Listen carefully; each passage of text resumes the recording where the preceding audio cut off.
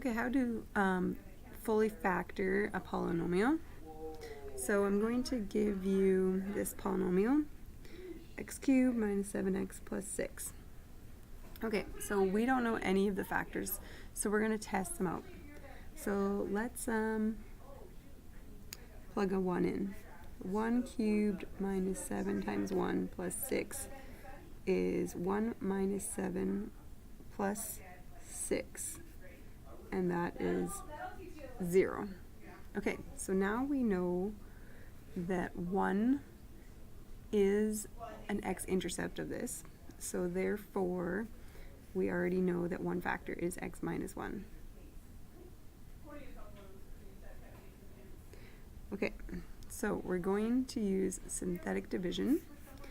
So I'm going to use 1 and divide into the coefficients. So 1 is the cubed, 0 is the x squared, negative 7 and 6. Okay, synthetic division, take down, multiply, add.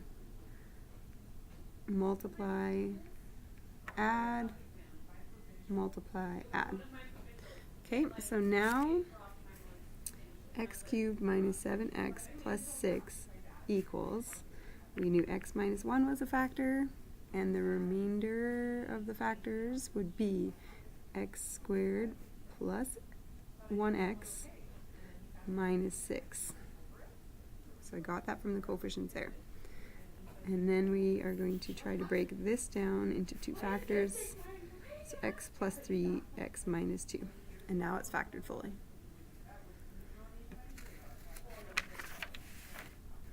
Okay, what if I ask you to graph?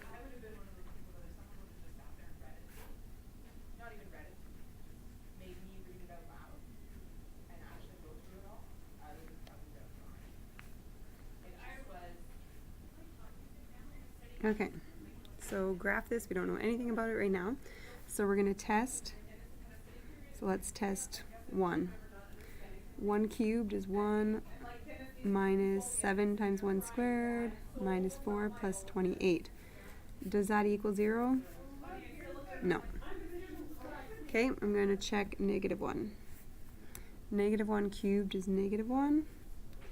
Negative 1 squared times 7 is negative 7.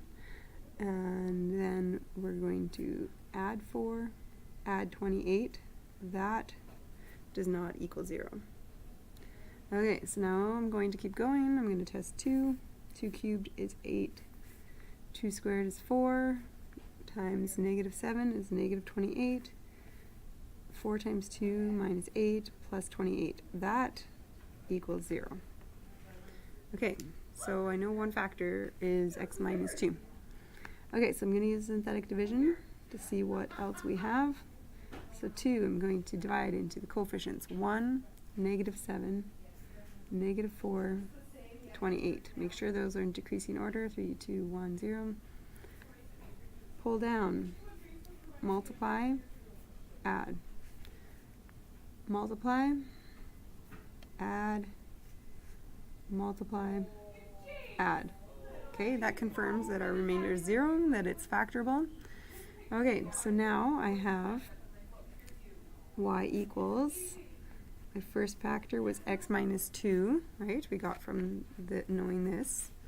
And then what I have left is x squared minus 5x minus 14. And then I'm going to break this down into an x minus 7, x plus 2. Okay, so I know this is cubic, so it's going to have that shape, and it has positive cubic, so it's going to go in that direction.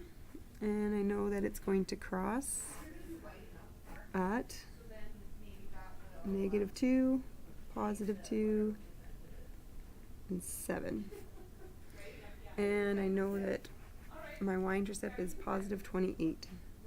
So I'm kind of running out of room, but it's way up there. So my graph is going to look something like this.